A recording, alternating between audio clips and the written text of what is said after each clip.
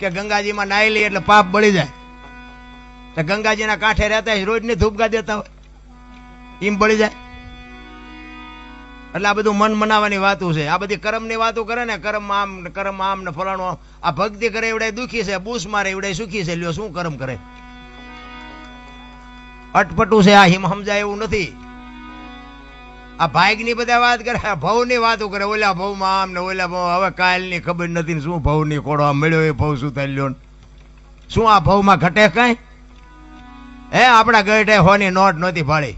આ માથે વરસાદ થાય, મારા રામ આમાં જીવતા ન આવડે તો ધક્કો થયો એવું નથી લાગતું? વાહન મકાન રૂપિયા લોટા હવામાં ઉડે વગર દોડે વાતો થાય. બાપુ મજા કરે એવું છે, પણ જ્યાં જાઉં ત્યાં બધા રોવે જ છે.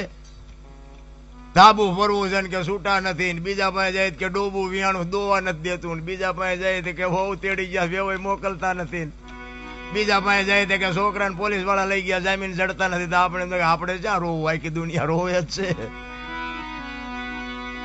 અરે મારા નાથની મારે જરૂર છે તો બાપુ દાસી જીવન રોવે, મીરા રોવે, જેઠીરામ રોવે. હે દીનબંધુ દયાળુ, હે પરમ કૃપાળુ પરમેશ્વર, તારી વાહે અમે જીવન ઓળઘોળ. બાપુ એક રામાયણનું પાત્ર સબરી તમે જોવો તો ખરા. એક ભીલની દીકરી, એનો ગુરુ માતંગ ઋષિ, 7 વર્ષની એક ભીલની દીકરી, જેને માણાનો અનુભવ નથી, ગામનો નથી, વેદનો નથી, શાસ્ત્રનો નથી.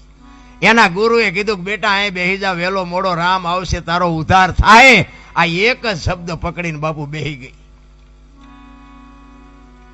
મા બાપ કે પરજા નથી કરતી, શું ગુરુ કે કરવાના હતા? હું તો બાપુ ગમે ત્યાં જાઉં ને, હું ભલામણ બધાને મારી આ એક જ ભલામણ હોય કે તમે વાપરો, ખાઓ, પીવો, મોજ કરો. બાકી માને ને બાપને રોટલા 2 ટાઈમ હારા દેજો. જિંદગીમાં જો મોડો દી ઉગે તમારો ગુલામ થઈ જાવ. બસ મારી આ એક જ. આ તમે માંડવા આવા નો નાખો તેમ નથી કહેતો કે આવી કથાયું કરાવો, આ મંદિર બંધાવો, મૂર્તિઓ કરાવો ને ગાયું ને ખડ નાખો. એ ગાયું છે ને ભગવાને મોકલી છે ને ખડ ની વ્યવસ્થા કરી જ હશે. આપણે મરી જતી ગાયું શું થાય?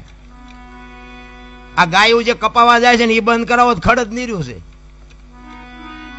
જે જીવ ઈશ્વર મોકલે છે ને એની બધી તૈયારી જ હોય છે. તમારો અને મારો માના ઉદરમાં વિકાસ થતો હોય જન્મ થયા પહેલા બધી વ્યવસ્થા હોય છે. દૂધની વ્યવસ્થા કરી દે, પથારીની વ્યવસ્થા કરી દે, લાલન પાલન કરનારી બધું તૈયાર જ છે. અને 60-80 100 વર્ષ જીવો અને મરી જાવ ને, એ મરી ગયા પેલા લાકડા તૈયાર છે, ઉપાડનારા તૈયાર છે, ગોઠવનારા તૈયાર છે, દિવાળી મૂકનારા તૈયાર છે, ઘોંકા મારનારા તૈયાર છે. તો પહેલી ને છેલ્લી 2 તૈયારી છે, તો વટલી તૈયારી નહીં કરી રાખી હોય.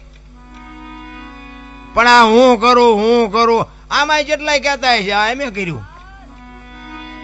હું તો એમ કઉ છું કે આવા જે ભગીરથ કાર્ય કરે છે ને એને ટેકો ન દો કાંઈ નહીં, પણ નડો નહીં તો ભજન થઈ જાય.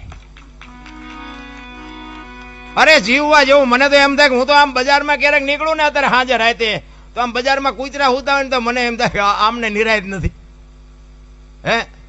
આપણે રાતીને ખવડાવવું પડે એને છે હાથ, પણ ઘસઘસાટ હુતા હોય. છોકરો પરણાવો છે ને ચૂંટણી લડવી છે ને પૂછડું અમારું સન્માન ન કર્યું ના કાંઈ લોહી ઉકાળા છે અમને ને કે આપણે જે જોવે એ બધું જોવે છે ને. ખોરાક, હવા, પાણી, ટાઈટ, તડકો બધું આપણને જેમ છે ને એમ જ છે. 84 લાખ યોની છે એવું કે છે. 84 લાખમાં રૂપિયા હાટું માયા હાટું બસોડા ભરતો હોય માણા એક જ. કોઈ જીવ બસોડા ભરતો હોય મને બતાવો. અને કોઈ જીવ જો ભીખો રહેતો હોય તો મને કહો, અને માણાનું ભરાતું હોય તો મને કહો.